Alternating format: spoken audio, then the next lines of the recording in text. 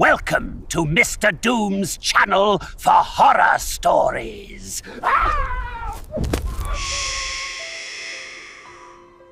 Tonight, we don't speak of monsters who hide in closets or stalk the woods. We speak of a monster that crawls inside the soul. We journey to the quiet, devout town of Klingenberg, Germany, where in 1976 the battle for one young woman's life became a horrifying spectacle of faith versus an ancient, unspeakable evil. You will hear the name Anneliese Michel, and you will learn what the doctors couldn't explain and what the priests fought with prayer and holy water. You will be asked to listen to the whispers that became shrieks, to witness a devotion so pure it rotted from the inside out, leaving only a 68-pound shell of a girl. Was it madness, or was it a legion of demons clawing their way into our world through her? Before we open this forbidden chapter, seal the exits to your own mind. Find that subscribe button and give it a firm click, a small ritual to join our circle. And if you're still with us by the story's chilling end, press the like button as a sign that you too have borne witness. Now, let the rite begin. Our story starts not with a scream, but with a prayer on the lips of a girl who had no idea she was already chosen. Her name was Anneliese Michel, and in the beginning she was nothing but light. Born in 1952 in Leibleving, Bavaria, into a world still healing from the scars of war, she was raised in a cocoon of fervent Roman Catholic faith. Her family, the Michels, were devout to a degree that even their neighbors found intense. They were a family that saw sin and temptation not as abstract concepts, but as active, lurking forces in the world. Anneliese was a reflection of this upbringing, pious, gentle, and eager to please God. She was a bright student, a talented accordion player, with dreams of becoming a teacher. Her smile was genuine, her eyes clear. In photographs from her youth, she looks like the very picture of innocence. No one could have predicted the darkness that was gathering just beneath the surface of that idyllic, God-fearing life. The first crack appeared in 1968. Anneliese was 16. One night, without warning, her body seized. A violent convulsion shook her frame, her jaw clamped shut, and she bit her tongue so hard that blood filled her mouth. She was unconscious, lost to the world. When she awoke, she had no memory of the event, only a profound sense of shame and confusion. A neurologist at the psychiatric clinic in Würzburg diagnosed her with temporal lobe epilepsy, the kind known to cause seizures, memory loss, and even hallucinations. She was prescribed medication. Life, it seemed, would go on. But it didn't. The episodes continued, growing stranger, more sinister. The medication, Dilantin, brought no relief. Another severe seizure followed a year later, landing her in the hospital again. It was during this time that the nature of her affliction began to change. It was no longer just physical. While praying, she began to see things, grotesque, demonic faces twisting and leering at her from the corners of her vision. They were fleeting at first, easily dismissed as tricks of a tired mind.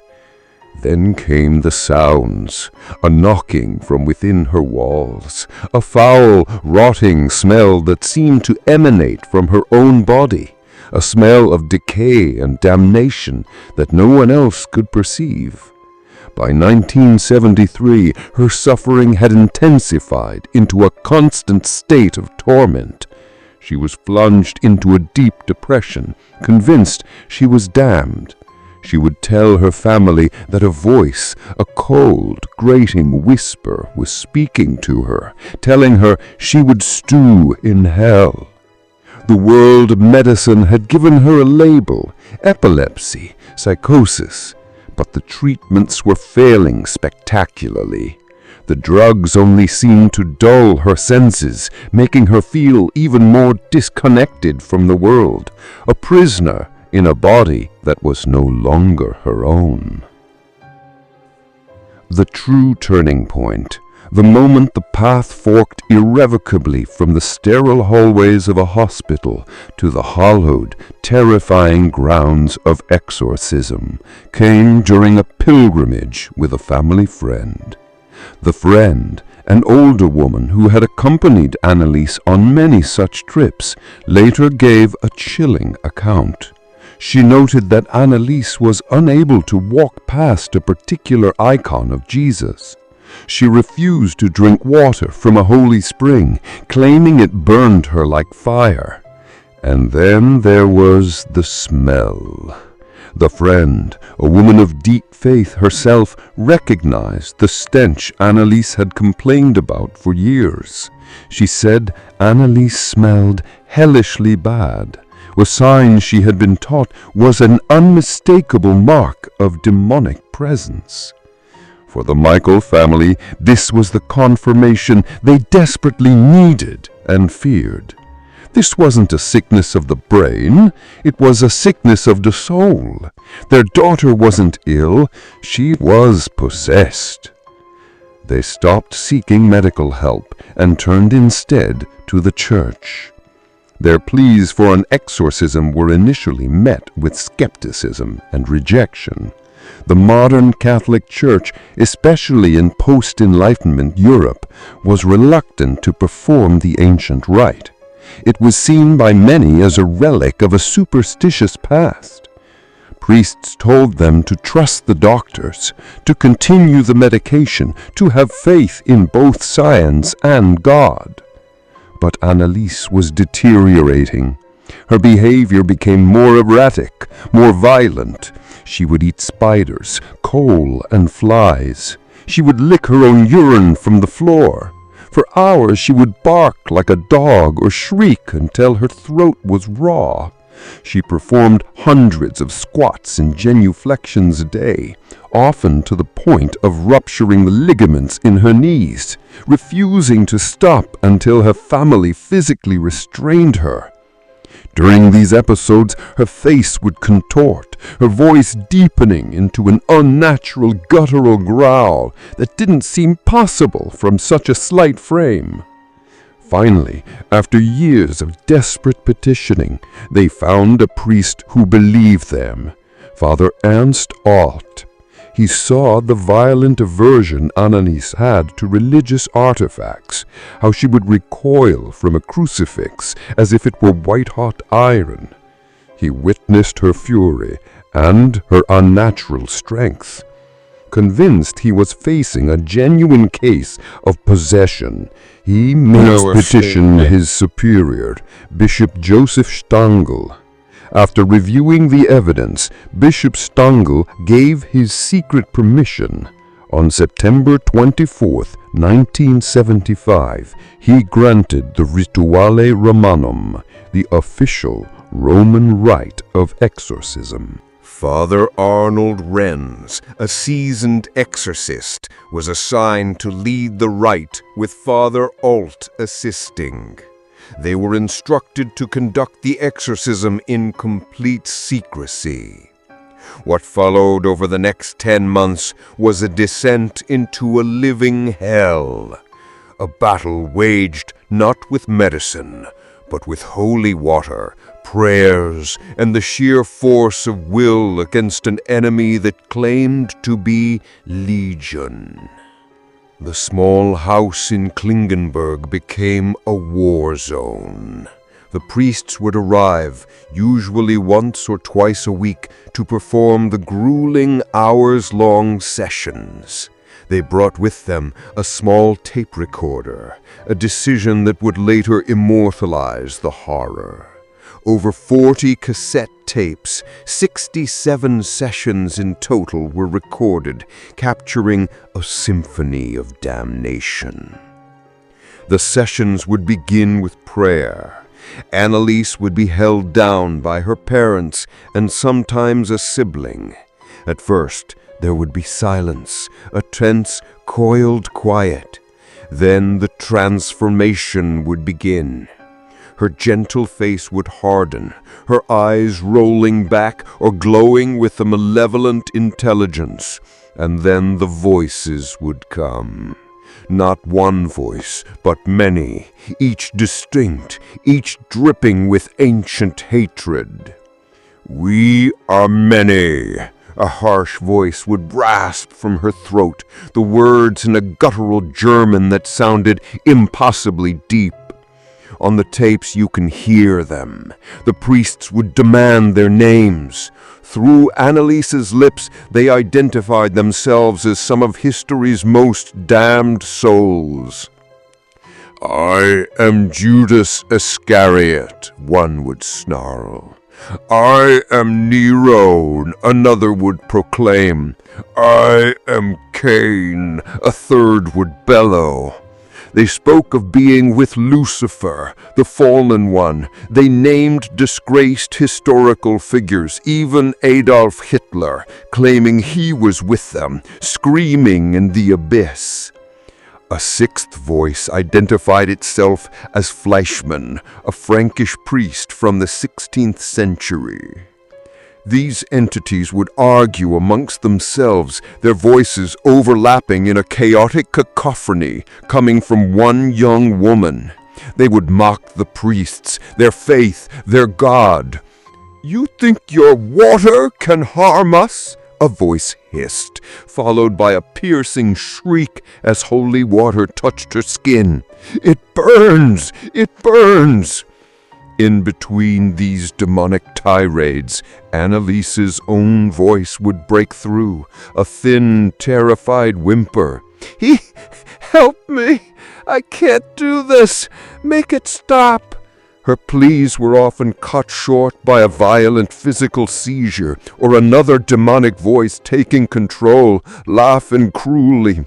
"There is no escape for her. She is his." The physical toll was horrifying. She developed an incredible, unnatural strength. It would take 3 grown men, including her father, to hold her down. She would smash her face against the walls and floor, breaking her teeth. She refused almost all food, claiming the demons wouldn't let her eat. She saw it as a penance, a sacrifice to atone for the sins of wayward youth and apostate priests, a belief the demons themselves seemed to encourage, telling her that her suffering would save souls. The priests, caught in this spiritual vortex, believed they were witnessing a sacred battle. Father Renz would command the demons in Latin, "Vade retro, Satana!" "Get back, Satan!" The demons would respond, sometimes in German, sometimes with a mocking, perfect Latin of their own. "We will not leave," a voice identified as Lucifer roared through her. "This world is ours now. The people have forgotten your God. They worship us. They worship themselves." The tapes are a chilling testament. You can hear the groans, the snarls, the cracking of furniture. You can hear the calm, persistent prayers of the priests, and you can hear the moments of terrifying silence, more dreadful than the screams. There are moments where Anneliese speaks with a strange clarity, describing visions of the Virgin Mary, who she claimed told her she had a choice: be freed from the demons immediately, or continue the passion to show the world the reality of evil. A choice that would lead to her death, but also her sainthood. She chose to continue. As the winter of 1976 bled into spring, Anneliese was wasting away. She was skeletal, her face hollowed out, her eyes sunken into dark pits. Her knees were permanently damaged from the constant, frantic genuflections.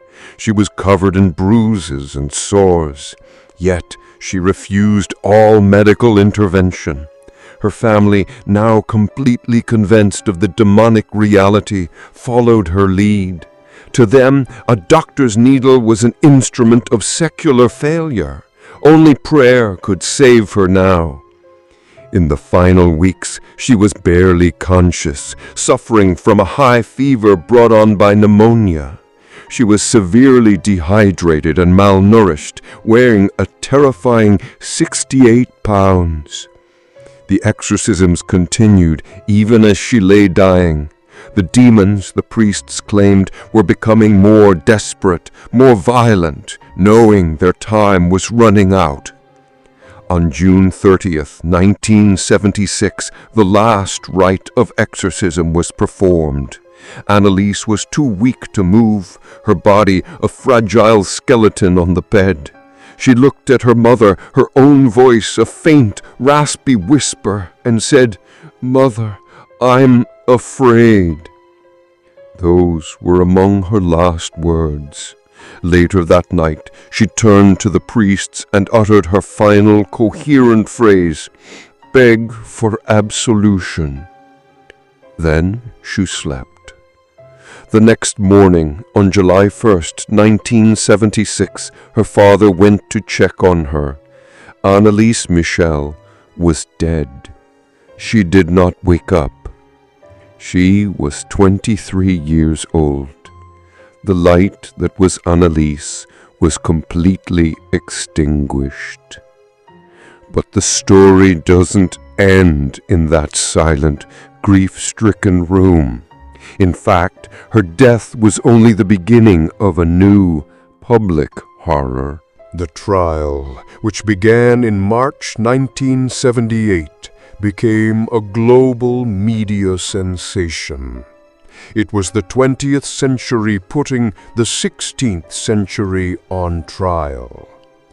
The prosecution laid out a clear, tragic case of medical neglect. They argued Anneliese was a deeply disturbed young woman suffering from severe, treatable psychiatric conditions and epilepsy. They claimed her possession was a product of religious hysteria, reinforced by her fanatical family and the two priests who chose archaic ritual over proven medical science. They argued that Anneliese had been systematically, if unintentionally, killed by the very people who claimed to be saving her. They were, in the eyes of the state, not saviors, but killers. The defense's strategy was unprecedented in modern law. They did not deny the exorcism.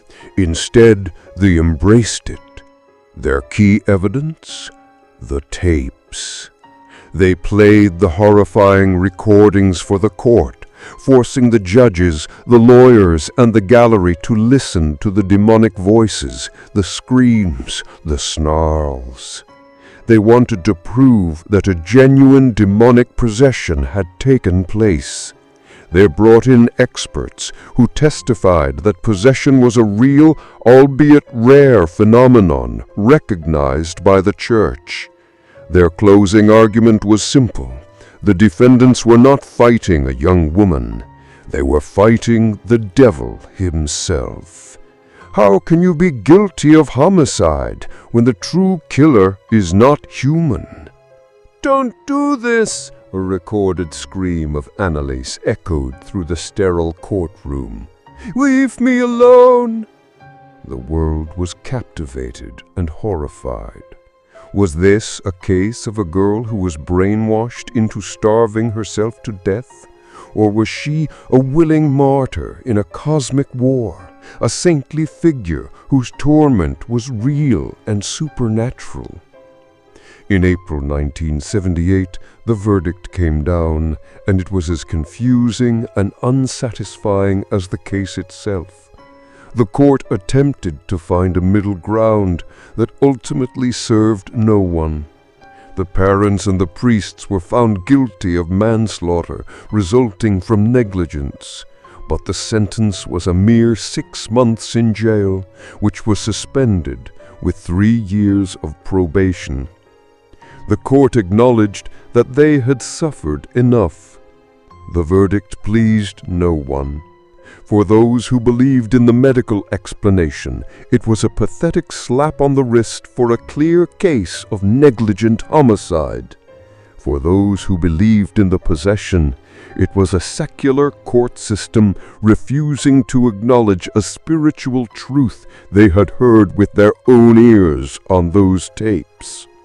The law had spoken, but the truth remained buried with Anneliese.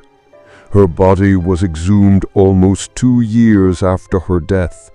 The official reason was to move her to a better coffin, but a persistent rumor, started by a Carmelite nun who claimed to have a vision of Anneliese's incorruptible body, led to the clandestine unearthing. Her body, however, showed the expected state of decay. There was no miracle. Anneliese Michel's grave in Klingenberg remains a site of pilgrimage for a small devout group who believe she was a martyr who died exposing the face of evil.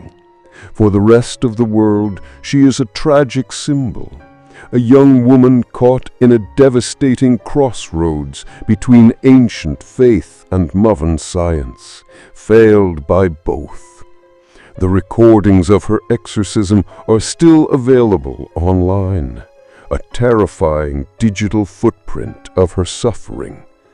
To listen to them is to feel a profound sense of unease, to hear a torment so absolute that it transcends easy explanation. The story leaves us with an abyss of unanswerable questions. It's an ending that isn't an ending at all. It's a permanent, festering wound. Did the priests kill Anneliese with their prayers and rituals, denying her life-saving medical care? Or did they simply lose a battle against an enemy far older and more powerful than any of them could comprehend? What happens when the human mind or the human soul breaks in a way that defies all our modern understanding? The court delivered a verdict, but it never delivered the truth. The tapes captured voices, but what were they the voices of? A damaged psyche or damned souls? Now I turn the right over to you. Descend into the comment section below and let the debate rage. Was Anneliese a victim of demonic forces, a true case of possession? Or was she a victim of religious fanaticism and medical malpractice? Listen to the tapes if you dare, and tell me what you hear. There is no right answer here. Only the chilling echo of a young woman's scream lost somewhere between heaven and hell. And be careful what you listen for in the quiet of your own home. Sometimes when you listen to the abyss, it starts to whisper back.